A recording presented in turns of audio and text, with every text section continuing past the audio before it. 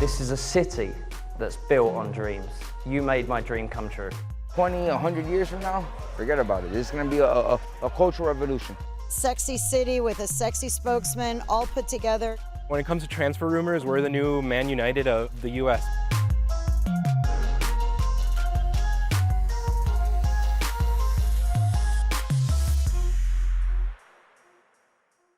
Why did you choose Miami? I mean, why not? I wanted to create a team that we can start from scratch. Football in Miami it's pretty young, I would say. It started in the early 1970s. You have the Miami Toros, the Miami Gatos. They moved up the road to Fort Lauderdale. And that's where we get the classic strikers team, Mueller, George Best, Gordon Banks. The NASL's short-lived. At the end of the 80s, you have the strikers come back again with Ray Hudson.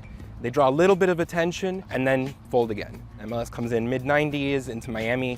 They only get 4 seasons out of Miami. They win the Supporters' Shield in 2001. They fold immediately. In 2006, the third iteration of the Fort Lauderdale Strikers, which comes with Romario. And then the final incarnation that we have of the Strikers, you have Ronaldo, the original Ronaldo, come in with some Brazilian investors. And what ends up happening is they fold at the end of 2016. Then basically we arrive at MLS 2.0 in Miami, which is Inter Miami CF.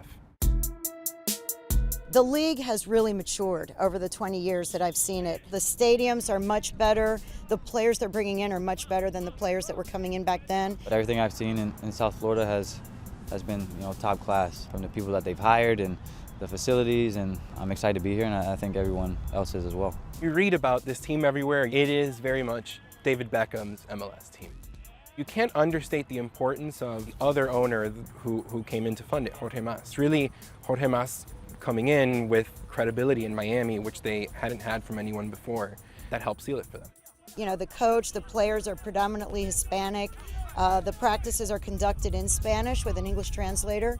They are taking young players from Latin America who can be developed, who can be sold later, with a mix of league veterans, people who know how to play. In that regard, they're taking their lead from Atlanta and the huge success that they've had following that model coming into MLS the last couple of years. From the moment we announced that we were coming to Miami, I had many phone calls from many different players, top players, saying, I'm in. So any player possible now gets linked to Inter Miami. This is Miami. People like flash, they like glitz, they like glamour. The league wants it to be the glamour celebrity team. They need to have a celebrity.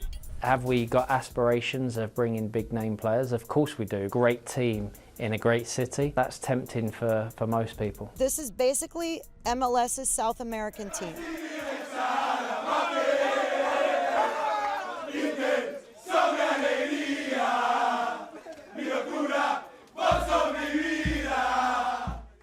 We're called Vice City 1896. Vice City because of the video game. Why 1896 is the year the city was founded. A lot of people grew up with this in South America.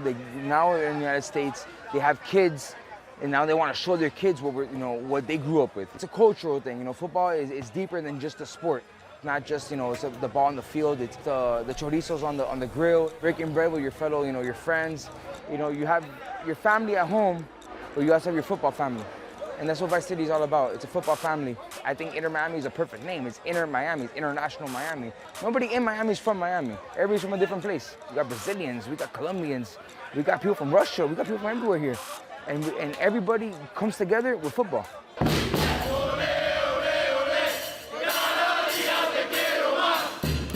I used to support like the Strikers and Miami FC and all these little teams that were around. We always wanted MLS, especially because we lost the Miami Fusion.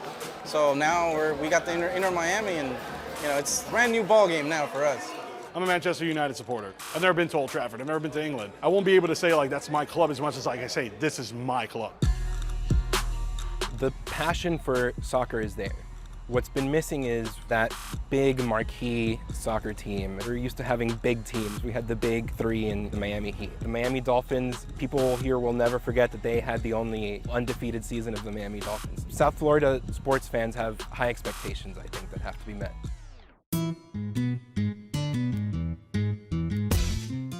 I don't think it's frustrating. I think it's part of the process. We know we've got a great home. It's right by our training facility, so we can be here for a few years while we get Miami Freedom Park up and running. My wife talks about it quite a lot, about my stubbornness, and over the last 7 years there's been moments where, you know, I could have walked away or could have said, you know, let's go and do, you know, another city or do something else, but I knew deep down that this was the right thing to do. Question will be asked, for as long as they stay in Fort Lauderdale, will they ever go to Miami? It could have been Inter South Florida, it could have been anything else, but it's Inter Miami. It's going to be tricky for them to figure that out. These kids are going to grow up, they're going to start singing our songs, they're going to start supporting our team, and eventually their children are going to take over, and I think this team's going to last forever. 5 years, 10 years, and 20 years, what is this going to be? It's going to be beautiful. The fact that this is now happening, I look at our stadium and the white lines are down and the goals are up, and that for me, that's an exciting moment.